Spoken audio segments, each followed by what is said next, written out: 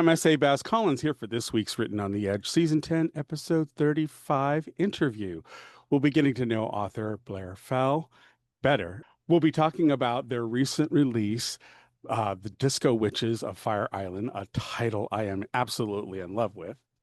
And we'll be seeing what else they're up to. So let's get to know our guest. Blair Fell writes and lives in New York City. Blair's television work includes Queer as Folk and the Emmy Award-winning California Connected. He's written dozens of plays, including the award-winning Naked Will, The Tragic and Horrible Life of the Singing Nun, and the downtown cult miniseries Burning Habits. His personal essays have appeared in HuffPost, Out, The Daily News New York, and more.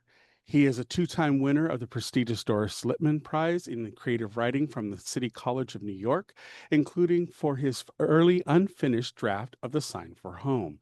Concurrently with being a writer, Blair has been an ASL interpreter for the deaf since 1993. He has also worked as an actor, producer, and director. Gee, Blair, when do you have time to sleep?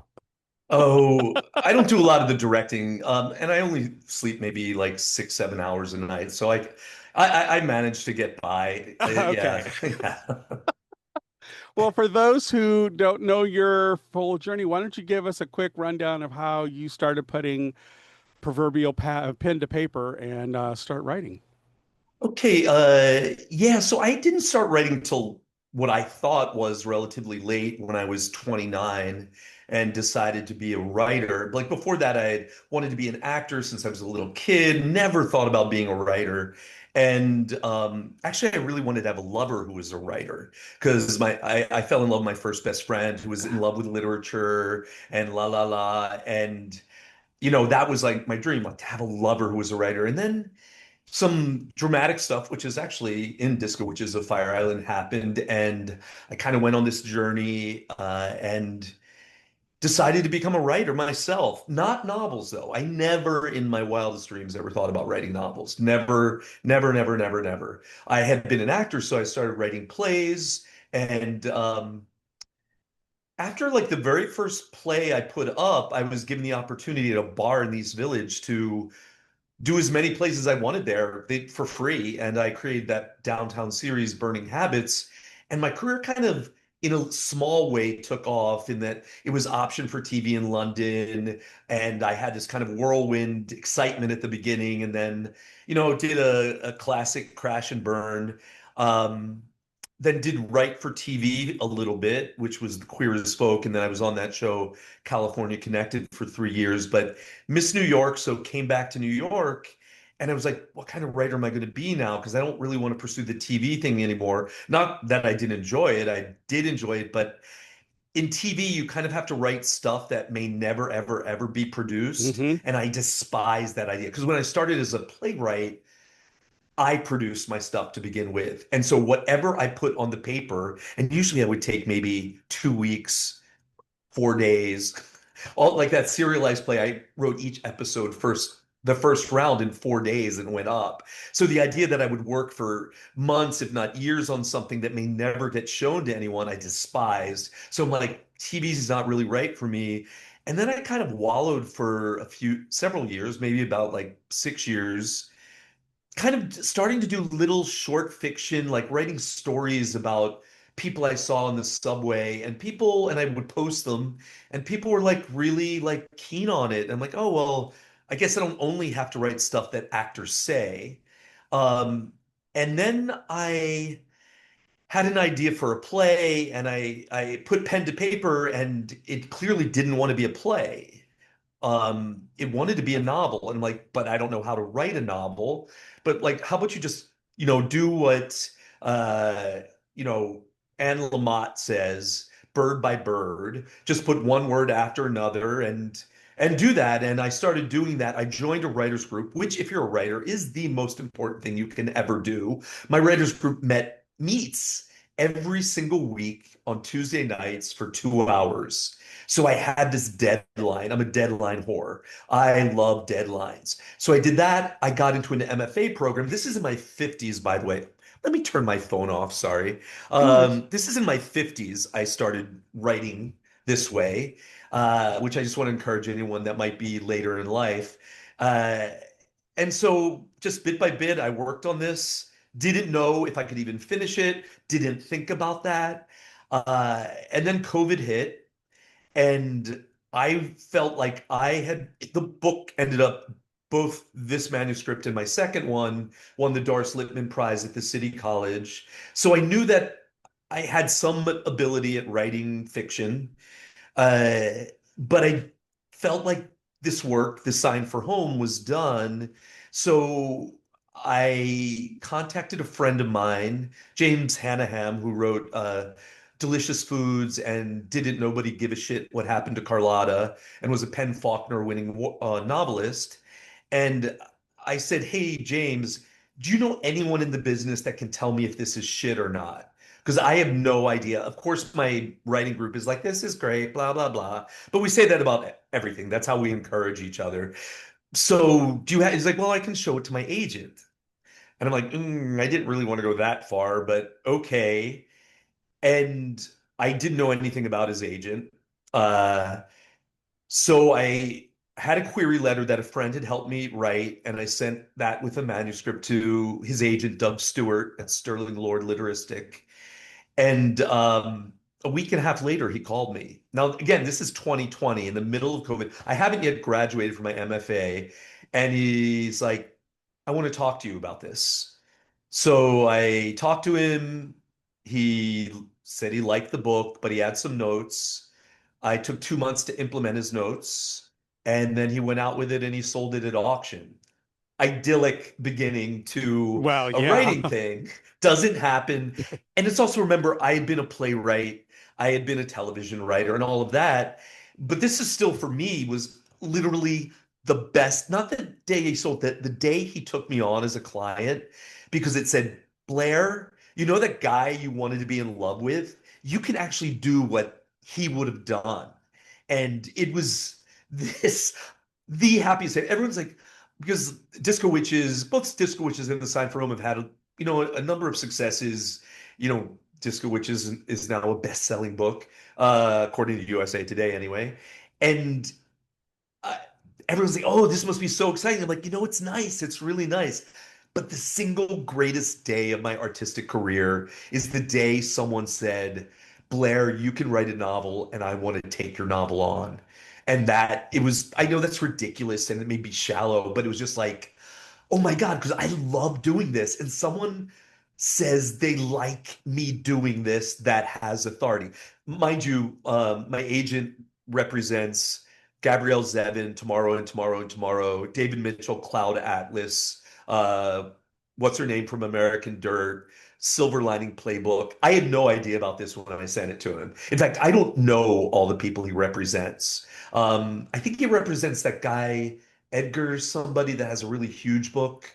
Uh, you know who I'm talking about? No. It's a gay book. I can't remember the name of him, blanking right now. I'll research and I'll put the Yeah, down yeah, here in the yeah. It's credit. it's Yeah. like a big one. But anyway, he's this amazingly great agent who gives me everything straight. He doesn't candy coat anything, and he's just been fantastic. And that's how this whole thing started. And I'm just so happy I get to do what I do, Well, basically. it's interesting because we've had playwrights on before, and in fact, we had Brent Hardinger, who's a good friend of the podcast, and he wrote several screenplays and stuff. That's what he does aside from his novels.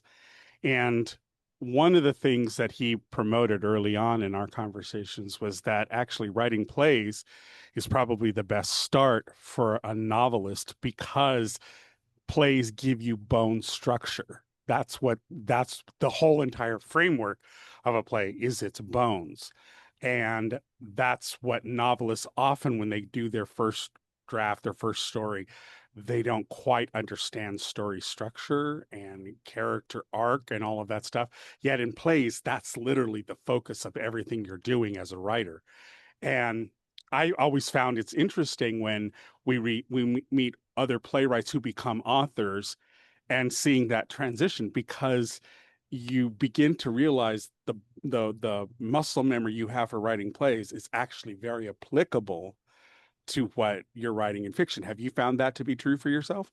I've never actually heard what you said before because what I would have first said when you said, oh, playwriting is actually acting and playwriting are a great basis for being a novelist, I would have just said, yes, because of the dialogue. You just know how to write dialogue. But what you said is so true. And it's like, I always feel guilty about this. Like the way I write a novel is, I mean, I'm basically writing a play or a screenplay. Like what it started as is like I would write dialogue and then, you know, uh, the action description you want the actor to do. That's what that's what the narrative is in my books. At first, it's just like he moves across the stage to the right and scratches his nose, that, and then I just would flesh that out and that would become that. But the other thing, I never really studied playwriting. I wrote plays because I studied acting since I was a really little kid, and so I read tons and tons of plays and it kind of became just instinctual. You will see me, Hmm. by the way, those that are viewing this, that I use sign language. This is the sign for like taking something and making it part of your being. So I'm an interpreter as well as being a writer. Anyway, and I think I remember an actor saying to me when I was writing these plays in 4 days, and these plays were about an hour to an hour and a half, that I would write the first draft. I called them the first drafts, but they went on the stage after I would write them in 4 days. And we had one day of rehearsal. That's how I started my career, which is why I love deadlines. And I had an actor say, like, God, you have such an like instinctual sense of structure. And I'm a drama queen from way back. What I mean is, I'm having a conversation with you, and I'm going to make it dramatic. I am going to be the victim. I am going to be the, all, I just It's do the that. inherent storytelling that we do. Yeah, Yes, yes, yes. yes. And that desire for this moment to have with someone, which I'm sorry to all my past lovers and future lovers about this, but it is something that I just do is like, oh, I want a good scene here. Who am I in the scene? Am I the villain? Am I the hero? I just think that way for the good closing line. It's obsessive. Like it's obsessive, actually. I love that. I love that. Well, your first novel, The Sign for Home, was dealing with deaf and blindness, ASL interpreting, and how your B job ended up giving a boost to your A job or A career. How does that all work with that book? Okay, what's so interesting about that is so I've done sign language interpreting uh, starting parallel with my writing. When I became decided to become a writer, I didn't want to wait tables. And I had this like one job, which was job coaching people with HIV and AIDS. This was back in the early 90s. And a friend said, this sign language agency is looking for interpreters. They're really desperate. Sign because I went to a deaf college. I went to Gallaudet, one of the 5 colleges I went to undergraduate. I went to because I was in love with my straight best friend, as I said, and I had a broken heart, so I had to leave there. So I transferred to a deaf college, but it ended up giving me this amazing life, ultimately. And anyway, so I needed a job, and they said, just go in, they'll screen you and see if you have the skills enough. And they screened me, and I had very basic skills, but I passed the screening and started doing very basic jobs where I wouldn't kill anyone. And then just had this thing. But that's when I started writing, and pretty soon after I decided to write, I ended up having this playwriting career, but I didn't tell anyone I was a sign language interpreter. Like people were like, Blair's a downtown playwright. Like, did they ever wonder how I made a living? It's like I'm charging $5 at the door to come Just in let to them see think my there's a sugar plays. daddy out there who's Right, right. Maybe they assume that. I have no idea, but I kept it on the DL. My whole interpreting thing was on the DL. And what was so interesting is, and mind you, maybe people like queer as folk. Wow, that's a huge success. And queer as folk was, I'm so grateful to it. That was so sweet. It was nice. I didn't feel artistically for me, it was a great success. I felt like my plays in certain ways were artistically more of a success, but it kind of wasn't until I stopped being ashamed that I couldn't only earn a living as a writer when I left television. When I was in television, I only earned a living as a writer. But when I left, I mean, I was an interpreter again. And it was like, okay, I'm going to write about being an interpreter. And I had this idea for the book, as I said. And when I merged the two things, it became my first like might be like critically acclaimed. I mean, a lot of the other stuff had got great reviews and stuff, but this for me acclaimed. Like I was so proud of this work, and it got like amazing reviews, and people that read it seem to really love it. And it was when I merged those two worlds, when became fully myself, both as an interpreter and as a writer, that I had, frankly, what I consider my first biggest success. And so that was really like how that came about. Yeah. So is it a fictional novel or is it just your experiences Oh being no, a it's fiction. It's okay. fiction. It would be unethical for me to actually take real life incidents and put it into a book because I strict confidentiality rules when you're working with people.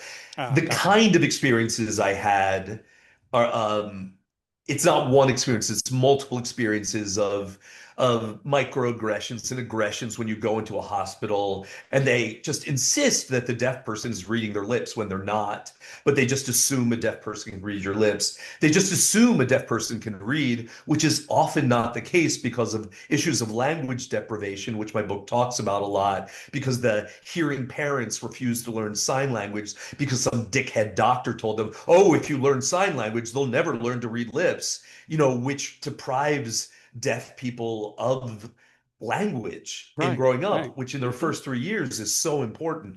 Anyway, so all these issues happened in my life, but what's in the book is fictionalized. My experience dealing with this is like kind of my real experience of how I would maybe approach these issues when they come up. But the characters, the deaf-blind characters, I interviewed a ton of deaf-blind people for the issues that were important to them that I wanted to put in the book, and also their experience with falling in love and heartbreak and what they were attracted to erotically.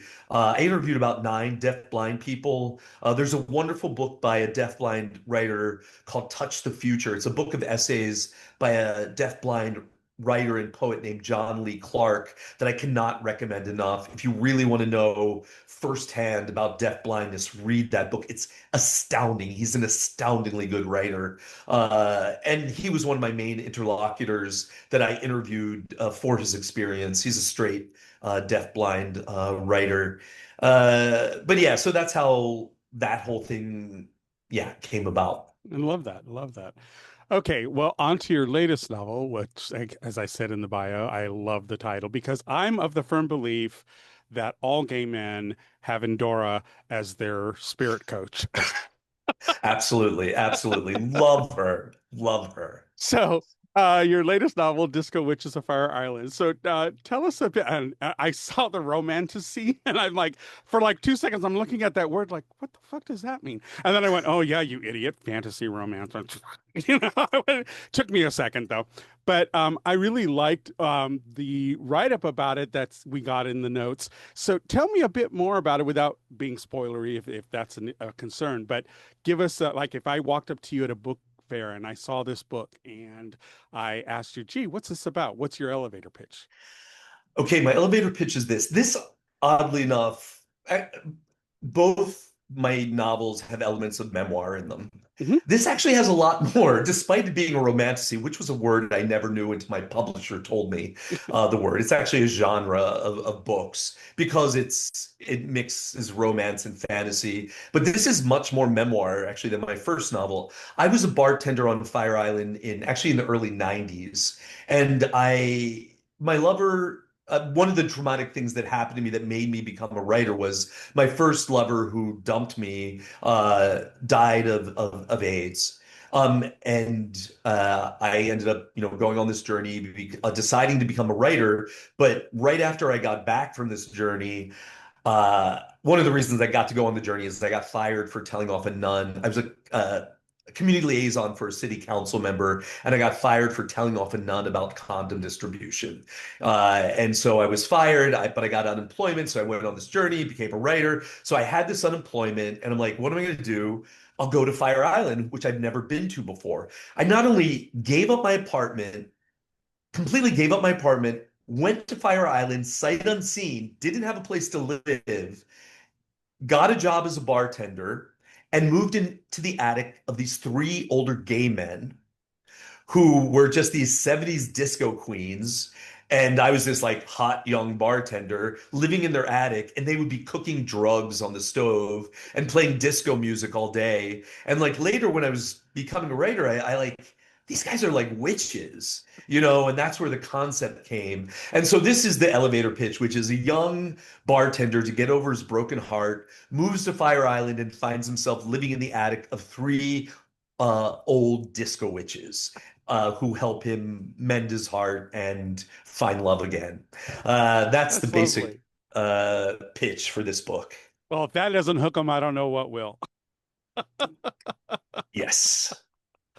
Plus, I'm definitely an old disco queen. My teenage years, I came up during the disco era. So when I first started collecting records, I have like a ton, and I mean a ton. I used to DJ in the 80s. So I had like a ton of disco records from before because I would start buying them when I was like 10 or 11 up. And so I really love that era in music. And I don't know if you've seen it, but there's a great documentary that just came out last year called Disco's Revenge. And what I love about it is that it's directly tied to the queer community, and it shows how that music of the black culture and the gay culture in the early years, right around the late 60s, early 70s, how it actually demonstrates the resilience of both the communities on how we survive adversity, and the fact that the music was so joyous despite what was happening to us, and it's just lovely. And then when they have the whole disco sucks thing, it's kind of interesting because what they do is they turn it around and say, well, we just all we do is what we normally do when we meet adversity. We go underground and we rebuild and come out, and that's how house music came out. So it's just Yeah. lovely because of that kind of thing. So when you have like a thing like disco inside of a novel and you're dealing with it, are you dealing with it at the time that you went through those things in the 90s? And does Well, it no, call the back? book is set in 1989. Okay. And the whole disco thing is, remember, the witches themselves kind of reached their apex in the 60s and the 70s. Right. So a lot of the music references their music, but it's also mixed with stuff that was popular in 1989. There is Okay. a playlist, by the way, on both Spotify and Apple Music, Disco Witches of Fire Island playlists that are available there, where the publisher put together on Spotify a playlist of all the songs That and you references of referenced. songs that are referenced in the book, and a reader put together the Apple Music playlist for Oh, it. lovely. But so, yeah, it's dealing with that. What's interesting, a lot of what you said, uh, I is implied. It talks about the disco sucks thing. One of the other main characters is like really anti-disco in the beginning of the book anyway, and he's like, "Yeah, disco sucks." And like I'd read all about that. That was a homophobic Mm-hmm. movement It basically, where actually they was. Yep. burned albums, disco albums in a stadium Yep. somewhere, In Comiskey Park. Mm-hmm. Minsky Park, right? And yeah, so I reference that a little bit. I have the Disco Witches explaining that a little bit in there because they feel it's this spiritual movement. It's how they make magic is on the dance floor with disco divas singing and all of that. So yeah, the music is like became like a huge thing of it. Uh, yeah, and indeed, the source was my roommates played. Actually, there were mixtapes from clubs, from the Saint, from Flamingo East, from these like huge Mm-hmm. gay Mm-hmm. discos back in the 70s Uh-huh. and early 80s. They played these all day and night long. My roommates didn't go out dancing until 4 in the morning. And this is like happens in the book, but this is straight from life. Is my one roommate who's still alive. One of the three is still alive. The other two have passed away. He would build giant disco hats with lights and feathers and sequins and baubles, and would go out at 4 in the morning to dance to morning music, in the same Uh-huh. place on the dance floor Yep. every night. Yep. Uh, yeah, yeah, yeah. That. Well, I know we've kept you here much longer than we originally booked, but I'm enjoying the conversation so much. But in the interest of time, let's move on to our get to know you questions if you're okay with that. Sure. Okay. So you already answered the first one. Can you name a movie that's better than the book? So have you come to a real answer to that question? Do you have the No, I don't. I don't. I actually have thought of this question before, and I don't remember. But I know it's happened. Then, like, oh, that film was way better than the book, but I actually don't know. Okay. Sorry. All right, no worries. We have our last. Anti-Mame behind you, by the way, which I think I actually did read Anti-Mame by Patrick Dennis, and it's very good. But the Rosalind Russell version of Anti-Mame is absolutely sublime. Definitely one of my favorite movies of all time. Yeah, So thank you. she's the Don't patron. bother with the Lucille Ball version. Yeah, don't. She's the patron saint of our podcast. She's Okay, the good, because yeah. it's an If amazing you ever movie. want to read a fabulous, fabulous autobiography, read Life is a Banquet by her. It is one of the best Oh, because I biographies. read Patrick Dennis's Yeah. book. No, you need to read hers because she has Okay. a whole sequence about the development of MAME, and it is hilarious. It is Oh, that sounds literally, fantastic. yeah. There was one time when they were workshopping it off Broadway before it went to Broadway, and everybody in the cast got sick with the flu. And so all the understudies had to come up and do it, and they had not even been fully rehearsed yet. Oh my So God. she had to not only do her line, she had to say, "Oh, you were about to say," to Oh keep the my play God. moving along, Oh my God. as Oh only my God. Roz could do it. Oh my God. What's the name of that? Life is a Banquet. It's out of Okay. print. You have to go to used bookstores to find it, but it is worth it. I even sent one to Vance, my co-host, and he has it prominently up on his shelf because it is just one of the best books Oh my I've God, ever that read. sounds luscious. That sounds luscious. I'm so gonna try to find that. Thank you. Thank you. uh, anyways, let's go on with the next question. So, which fictional character would you like most to be friends with? I thought about this. I just I just finished reading Normal People by Sally Rooney, Hmm. and which I saw the series first. So Paul Mescal. So like in my mind, because I have ADHD, so I can pretty much only focus on what's right in front of me. I was thinking, well, I want to re meet, the character of Colin, uh, because Paul Mescal's hot.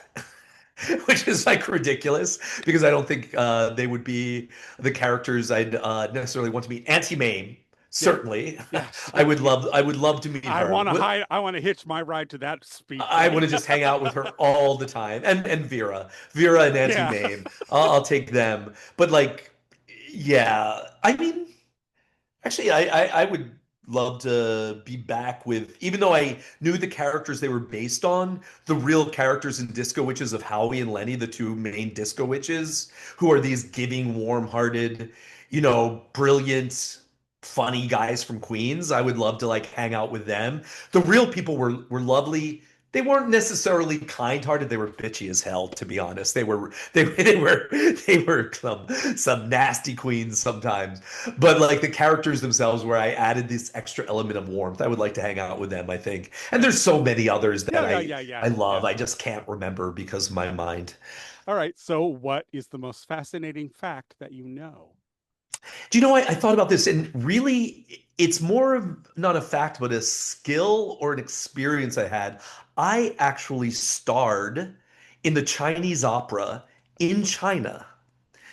So I learned Chinese opera when I was in college, and we performed a Chinese opera, and the Chinese government saw it and invited us to tour mainland China in 1987. For those kids that don't know, that's just when China was opening up. Hmm. I was the star of the Chinese opera in 1987. My picture and makeup was on the pages of the most popular billion reader newspapers in China. And it was an amazing experience and an odd skill to know how to perform the Chou characters in Chinese opera. I love that. Okay. So, what was your favorite subject in school? I'll say philosophy was the my first favorite subject in college. I didn't really care about school in high school. I was not an amazing student. I just kind of studied for tests at the last minute and just got through because I thought I'm going to be an actor. And then I got to college, fell in love with my best friend who got me into literature.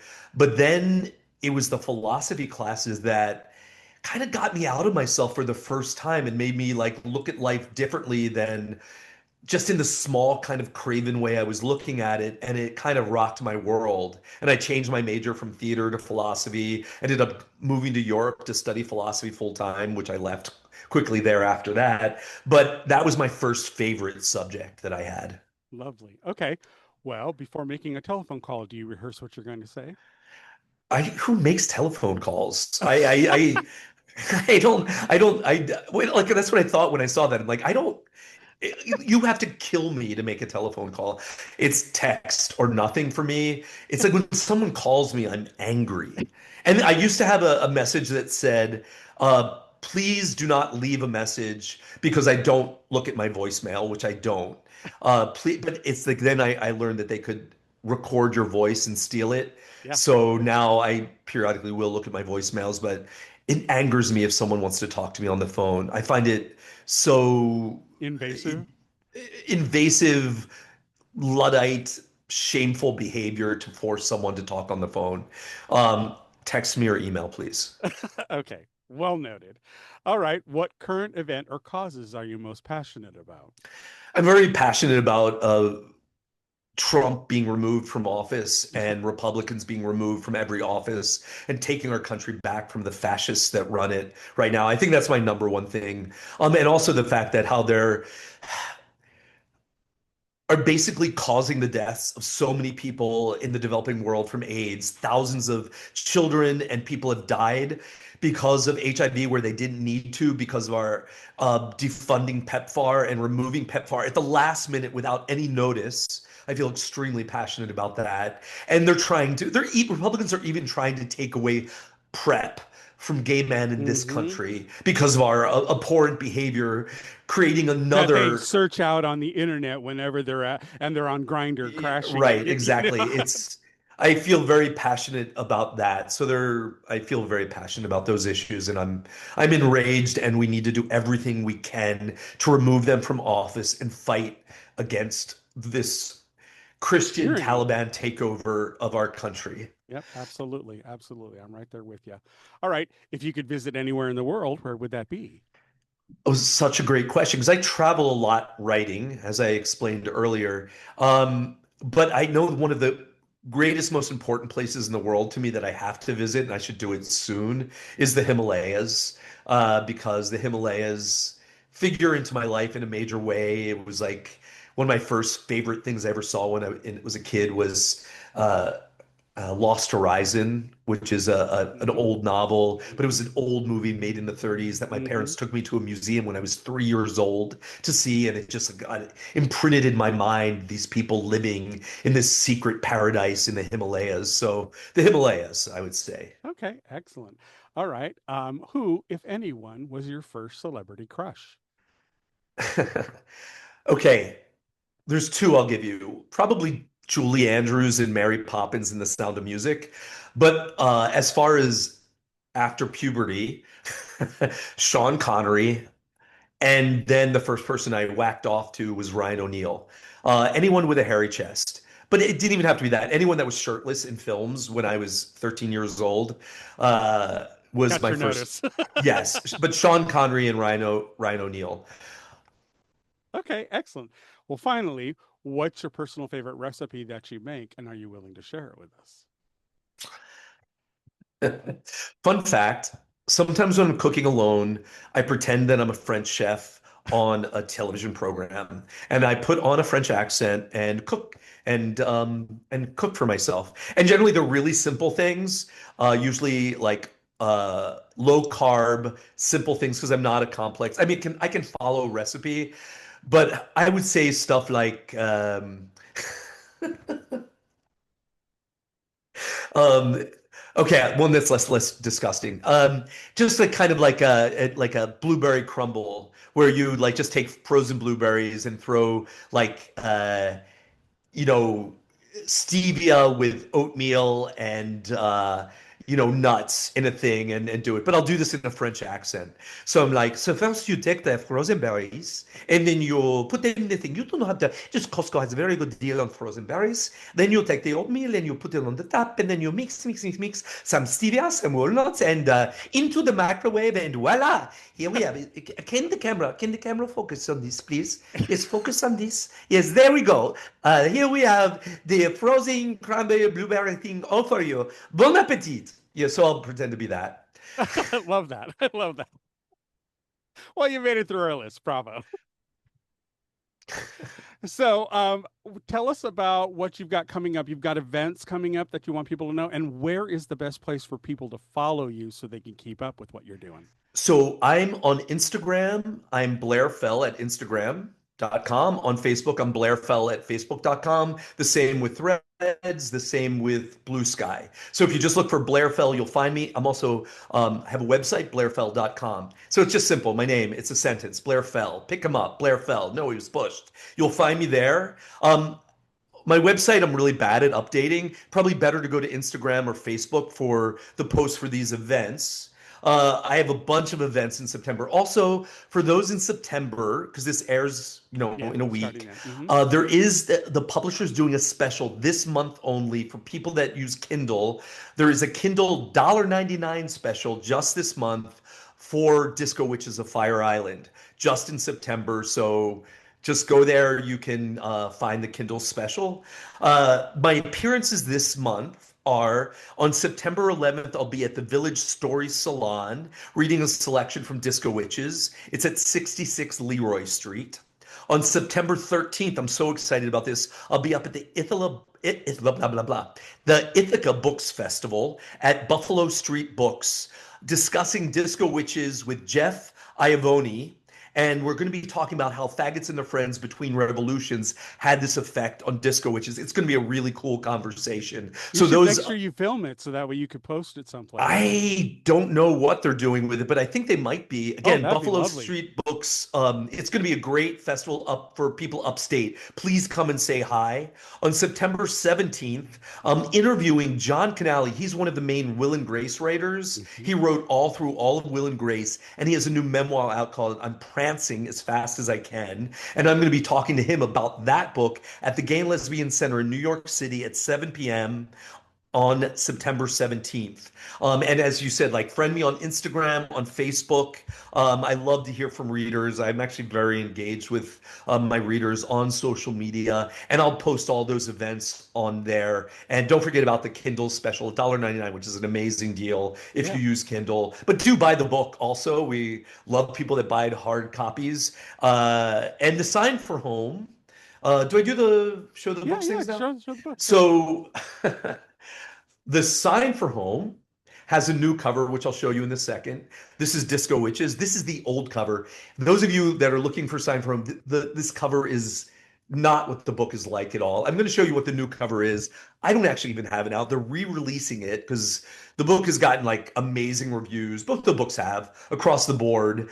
But the publisher at Simon Schuster was like, this book has unbelievable reviews on Goodreads. We need to re-release it with the proper cover, which I'm going to show you right now. And this is the new cover that it's coming out with now. Can you see that, or Yeah. is it Yep. Yep. shiny? No, it's coming through. Which is much more what the tone of the Mhm. book is like. And they're really excited about this re-release that's coming out soon. It'll be in bookstores. You can still get it on uh, Amazon. It might be the old cover that you get sent right now on Amazon, even though they're advertising the new cover. But that is being re-released now. So they're the books. And then I have the new novel that comes out fall of 26. It was sold as The Two Wills. I don't know what the title is, but look for the Queer Shakespeare novel, and Yeah, that's what's coming out in that's a good way to know. 2026 from Alcove Press. Yeah. I still say put them up on a spinning wheel and spin it. Yeah, yeah, yeah, yeah, Leave it to exactly. serendipity and chance. Titles are hard. I mean, usually my agent picks my titles, uh, although the publisher has the final say. But I'll like have I used to be great with titles with plays, but with novels because I live with them so much longer, Hmm. it's like I don't know what to call it. You take it, and then I'll like literally I sent them 60 titles to look through, and then I like try to narrow it down to 10. But I'm like, what about these? You take it. But I mean, yeah, and then they'll be like, well, what about this? I'm like, no, no, no. And then I'll like work with them on it after they finally pick something. Like they thought about not having the Fire Island on Disco Witches and just calling it Disco Witches. And then Penguin Random House, which is the distributor, was like, no, we like Disco Witches of Fire Island, which is good because there might be Disco Witches of Provincetown coming out and Disco Witches of other things coming out. Anyway, that's it. Love it, love it, love it. All right, everybody. Well, we'd like to extend a huge thank you to Blair for being on our show today. We at Written on the Edge are so proud to introduce you to new media by queer content creators. If you enjoy learning about new artists or hearing our thoughts on entertainment media, please like, subscribe, do all the things so you get the alerts for our new episodes. The show is produced by Rogue Ravens Media. For our disclaimers, links to social media, our listen stations, or to sign up as a guest, visit www.ropepodcast.com. Until then, tune in next week for your queer media fix. Bye now. This was lovely.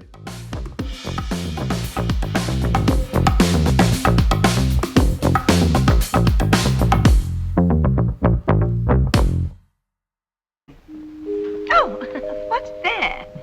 Closing time. The bums rush in melody, dear.